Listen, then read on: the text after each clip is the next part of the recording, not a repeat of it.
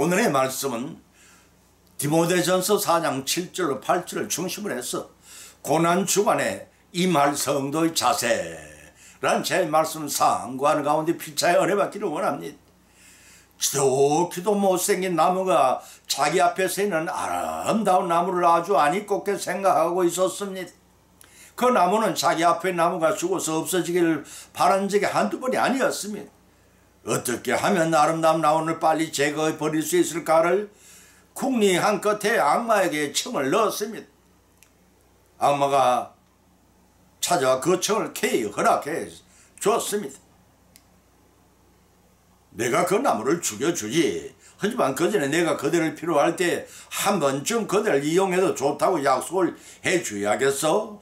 못생긴 나무는 유쾌히 그리고 동의를 했습니다. 그러던 어느 날 로마 병사들이 벌목꾼을 몇 데리고 숲으로 들어왔습니다. 그들은 나사렛 예수님을 못 박을 십자가 형태인 될 나무를 필요로 했던 것입니다. 못생긴 나무가 이런 사정을 알고 서둘러서 악마를 불렀습니다. 그때 악마는 이러한 제안을 했습니다.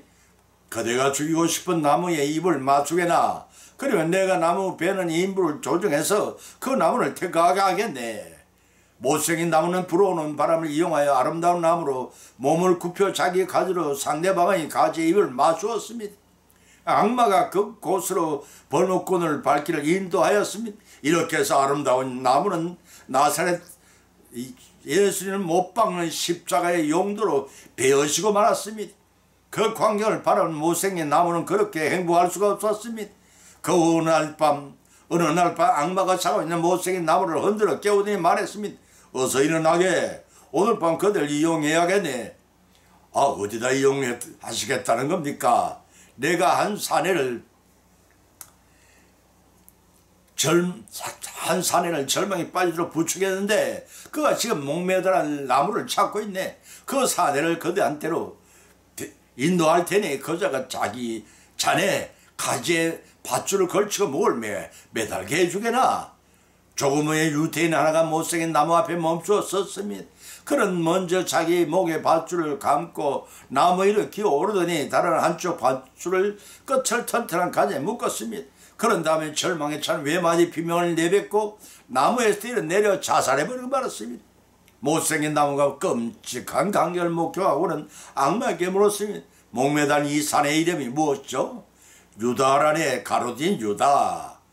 악마의 대답이 채 끝나기도 전에 나무에 매달려 죽은 산의 양손에서 어느 하수는 잎이 땅바닥에 주르르 쏟아져 흘려내렸습니다. 사랑하는 성도 여러분, 우리는 예수님의 고난에 동참하여 십자가가 된 나무로 살아야 하겠습니까? 아니면 악마에게 이용만 당한 무가치한 못생긴 나무로 살아야 하겠습니까? 고난 주간이 시작된 지가 벌써 사흘이 됐네. 고난 주간을 매년 맞이하는 우리들의 자세는 어때야 하겠습니까? 첫째는 그리스도의 고난에 참여해야 합니다.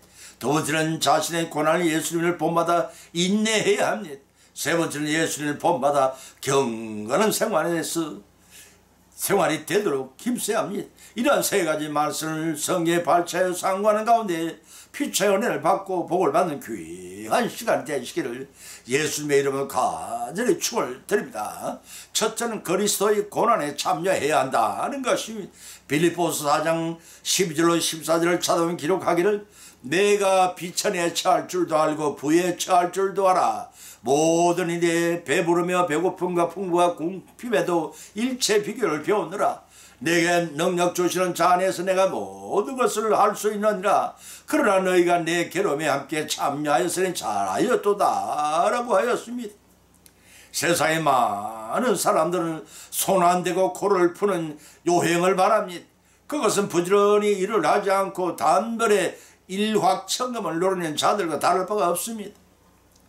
그러나 대다수의 세상 일들은 처해진 환경에 주어진 요건을 극복하는 부지런함이 없으면 성공할 수가 없습니다.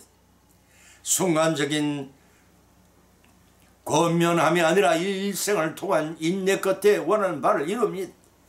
이와 같이 우리 성도들로 예수님 지신 것처럼 우리 목소에 십자가를 지는 고난이 없이는 믿음으로 승리할 수가 없습니다. 그뿐 아니라 한결같은 그런 삶의 바탕을 이루지 않으면 실패합니다. 이를 성공하기 위해 어떤 환경과 여건 속에서도 불평불만하지 말아야 합니다. 주님께서 뜻하는 바가 있어서 주시는 현실이거니 생각을 하고 인내로 자족할 줄도 알아야 합니다. 그러한 가운데서 범사는 자기 자신이 직간접의 도구가 되어 이루는 것이지 혼자서 성취하는 것이 아니라 배후 역사하시는 하나님의 합력하여 이루는 것임을 알고 사는 삶을 아셔야 합니다. 주님 밖에서 모든 만사가 불가능해도 내게 능력 주시는 주님 안에서 사용될 때는 능치 못함이 없다는 사실을 우리는 성경을 통해서 깨달았습니다. 골동품 경매장에서 이러한 이야기를 소개하고자 합니다. 경매장에는 수많은 사람들이 모였고 여러가지 신기한 물건들이 높은 가격에 경매되고 팔리고 있었습니다. 잘 경매가 진행되는 도중에 경매인이 낡은 바이올린을 끄집어내어 쳐들고는 얼마라는 소리로 장르를 환기시키자 시선을 집중시켜 모든 사람들이 킥킥대고 웃었습니다. 왜냐하면 너무나도 낡고 보잘것없는 바이올린이었기 때문입니다. 그러자 한 사람이 일실링이라고 부르니 폭소가 일어나면서 그 값에 낙찰을 시키라고 덜 하였습니다. 그러나 경매는 현장을 둘러보면서 이것을 누가 켜볼 사람이 없습니까? 라고 둘러보았습니다. 잠시 침묵이 흘렀으니 이때 고요한 틈을 헤치고 어떤 노인이 단위 위에 올라서더니 그 바이올린을 턱에 괴고 몇 번 활을 시험해서 보고서는 그 낡은 악기로부터 절묘한 선율을 켜내니 듣는 사람들이 모두 감동한 나머지 눈물을 머금기도 했습니다. 아름다운 연주가 끝나자 경매장이 터지라고 격차에 박수갈채가 쏟아졌습니다. 경매는 다시 낡은 바이올린을 들고 경매를 시작했습니다. 5파운드를 시작해서 10파운드, 100파운드에 낙찰되었습니다. 참으로 놀라운 일이었습니다. 전과 다름은 낡은 악기가 훌륭한 연주대가의 손에 의해 제값이 정해진 것입니다. 바로 우리의 삶도 이러한 삶이 아닌가를 돌이켜봅니다. 나 자체로서는 쓸모도 없고 무력한 존재 같지만 바로 늙은이의 손에 들려지자 아름다운 연주가 흐르는 악기처럼 우리가 하나님의 손에 들려진다면 받은 달란트에 따라 모든 것을 할 수 있는 자가 되는 것입니다. 하나님의 진주가 조개 속에 묻혀 있을 때는 조개에게 아픔을 주지만 그 진주를 채취하여 사용할 때만 그 진은 고귀한 것이 됩니다. 이와 같이 세상의 뿌리에 박혀 있어서는 우리 각자는 자기 역할을 다 할 수가 없습니다. 주님에 의해 구원받은 후에도 천국 백성으로 만들어져 가기 위해서는 조개의 아픔 속에서 하나님의 진주가 생겨나는 것처럼 그리스도의 고난에 참여해야 합니다. 그럴 때 믿음이 자라고 우리 모두의 믿음이 성숙해져 하나님이 기쁘시게 하는 우리 모두의 믿음 생활이 되시기를 예수님의 이름으로 축원을 드립니다. 두 번째는 자신의 고난을 주님의 본받아 인내하라는 것입니다. 데살로니가서 3장 3절로 4절을 찾아보면 기록하기를 누구든지 이 여러 환난 중에 요동치 않게 하려 함이라. 우리가 이것을 당하게 세우신 줄을 너희가 친히 알리라. 우리가 너희와 함께 있을 때 장차 받을 환난을 너희에게 미리 말하였더니 과연 그렇게 된 것을 너희가 아느니라 하고 밝히고 있습니다. 본문의 말씀은 사도 바울이 디모데를 대신 보내며 환난을 이겨내며 신앙을 굳게 하고 바울이 전한 복음의 전파가 헛되는 일이 없도록 하는 데 목적이 있었습니다. 왜냐하면 유대인들의 회유책을 사용하여 기독교인들을 부드럽게 유혹하고 있는 시절이었습니다. 본문 3절에 기록하기를 누구든지 여러 환난 중에 요동치 않게 하려 함이라고 하였습니다. 사도 바울은 데살로니가 교회 성도들의 믿음을 견고케 하고 그들에게 강인한 화신을 심어주는 한편 극심한 환난 중에도 인내할 수 있도록 디모데를 파견했습니다. 또 중반절에서 당하게 세운 줄을 알리라고 했습니다. 이런 사탄이 횡행하는 세상에서 선을 지향하며 하나님 뜻대로 살려는 성도들에게 있어서 환난은 불가피한 것이란 것입니다. 바다는 잠잠하기를 원하지만 잠시도 쉬지 않고 파도를 일으키는 것은 바닷속의 생물들에게 산소를 공급하여 살도록 하기 위해서입니다. 이와 같이 우리 성도들에게 세상의 악한 파도가 쉴 새 없이 들어닥치는 것도 연단을 통해 성도를 정결케 하여 전국 백수로 만들고자 하신 하나님의 사랑의 배려인 것입니다. 본절 당시 데살로니가의 교회의 성도들에게 그런 영단 용의 환란이 당하게 세운 줄 알리라 하는 것입니다. 이런 것 불가피한 환란이란 뜻입니다.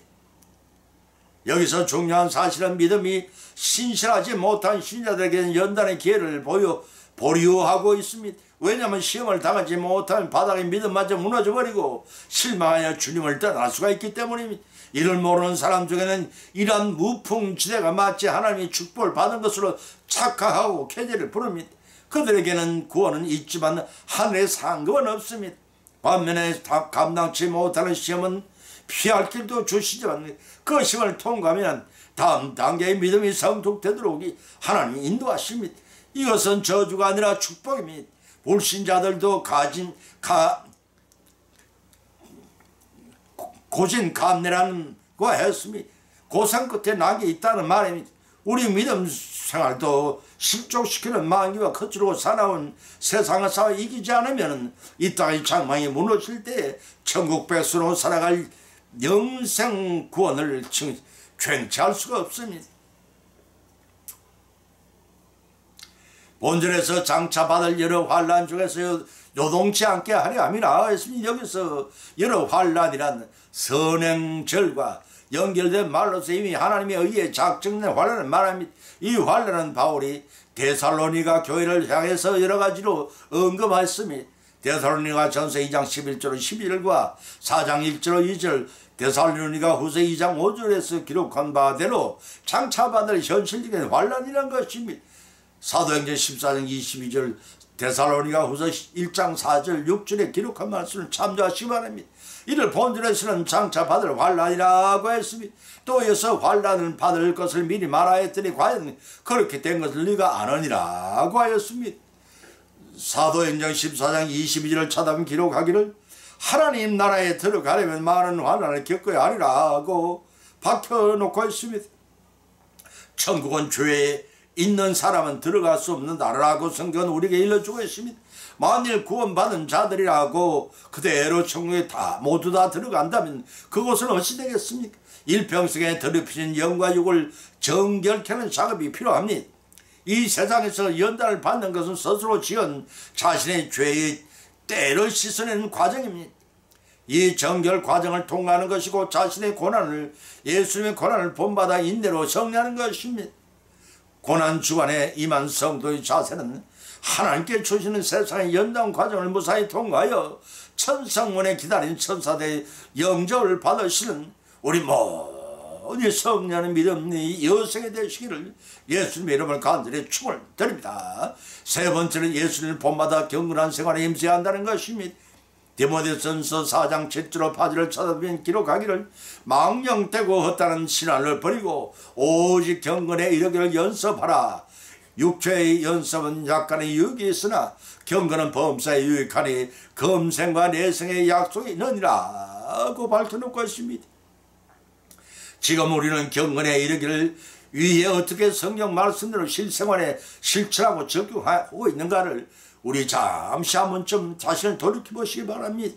세상의 대다수의 사람들은 자신을 위해서는 규칙적으로 시련을 연단을 여가를 내서 최대한 활용하고 있지만 우리의 영혼에 유익되는 경건 생활에 대해서는 게을리하고 있습니다. 운동선수가 계속적인 훈련이 없이는 결코 승리할 수가 없듯이 주님의 군사된 우리들도 경건의 훈련이 없이는 실패할 것이 자명합니다. 그런데 우리는 무관심합니다. 100년도 못 사는 이 땅의 일엔 집착을 해도 천년을 하루같이 영생을 누릴 천국생활을 위해서는 외면하고 무지한 정도로 무관심합니다. 무지한 정도로 무관심합니다. 하루 일과를 시작할 때 출근한 자들에게 늙은 부부는 자존심 배려해야 당부를 합니다. 때로는 건성은 예 하고 대답을 하고는 자식들은 짜증스럽게 듣기도 하지만 세상 사람들을 떠나 차라리 도심하지 않다가 사고를 당한 다음에야 그 말씀이 얼마나 사랑의 당부였는가를 깨닫게 됩니다. 이처럼 예수님의 본받아 영적인 경건 생활이 되도록 힘쓰는 삶을 영위해 나가야 합니다. 왜냐하면 태어날 때 순수했기에 태어나지만 세상을 떠날 때는 순수가 없기 때문입니다. 언제 우리를 불러가실지 모르기 때문입니다. 파란 불이 켜져서 횡단보도를 건널 때 힘이 붙여 청신호 시간 안에 건널 수 있을까 걱정하는 허리 굽은 노인은 무사히 통과를 합니다. 그런데 한 발 앞서 길을 건너던 젊은이는 신호가 바뀌기도 전에 사전 출발한 폭주 차량에 비명 행사를 당할 수 있습니다. 이런 인간의 생사와 복을 배후에서 주관하시고 조정하신 하나님이 뜻입니다. 더 이상 땅에 두어도 개가 천선할 수 없는 자이거나 더 이상 둘 필요가 없는 주님의 인격을 잘 알다고 보마다 잘 익은 자를 불러가시는 오면 주님의 설매입니다. 그러다면 어째서 죽기를 원하는 늙은이들을 살려두느냐 하는 것입니다. 그것은 그들에게 아직 덜 씻은 죄를 씻고 온전한 구원을 이룰 기회를 주시기 위한 하나님의 배려인 것입니다. 베드로 후서 3장 8절 9절을 찾아보면 기록하기를 사랑하는 자들아 죽게는 하루가 천년 같이 같고 천년이 하루 같은 이 한 가지를 잊지 말라. 주님의 약속은 어떤 이에 더디다고 생각하는 것 같이 더딘 것이 아니라 오직 너희를 대하여 오래 참으사 아무도 멸망치 않고 다 회개하기에 이르기를 원하시느라고 했습니다. 회개하기를 이른다는 것은 구원 받을 기회를 주시겠다는 것입니다. 이것이 성부 하나님이 원하시는 하나님 인간에 대한 사랑입니다.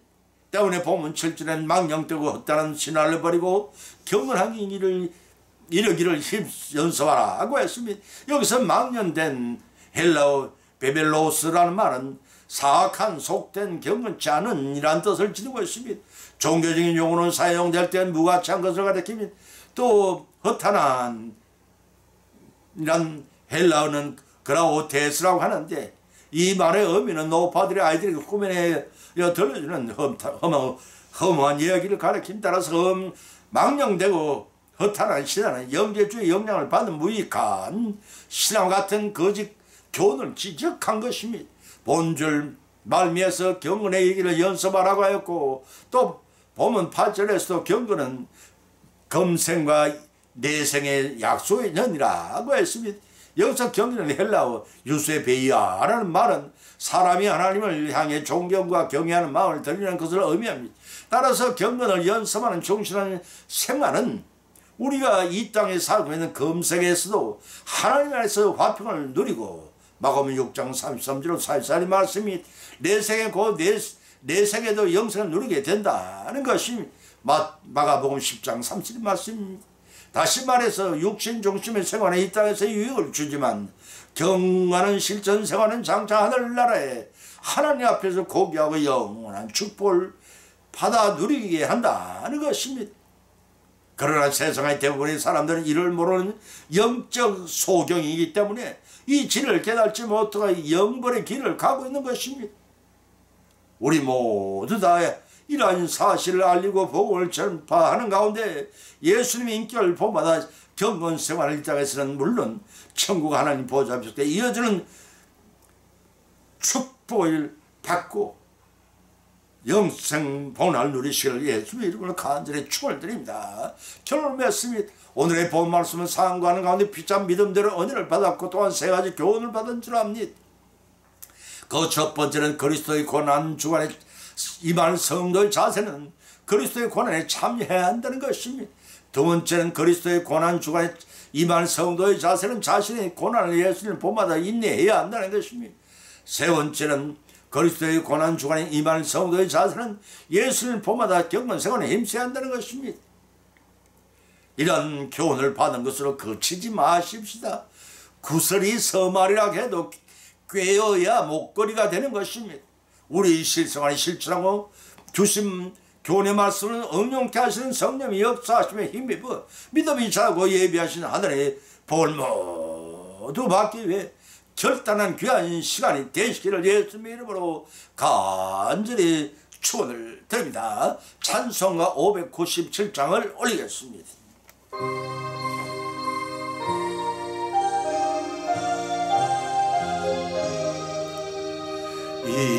이전에 주님을 내가 몰라 영광의 주님을 배방했다. 지극한 은혜 내게 넘쳐 날 불러주시니 고마워라. 나 받은 달란트 얼마른가. 나 힘써 그것을 남기어서 갑절로 주님께 바치오며 충성된 종이라 상 주시리.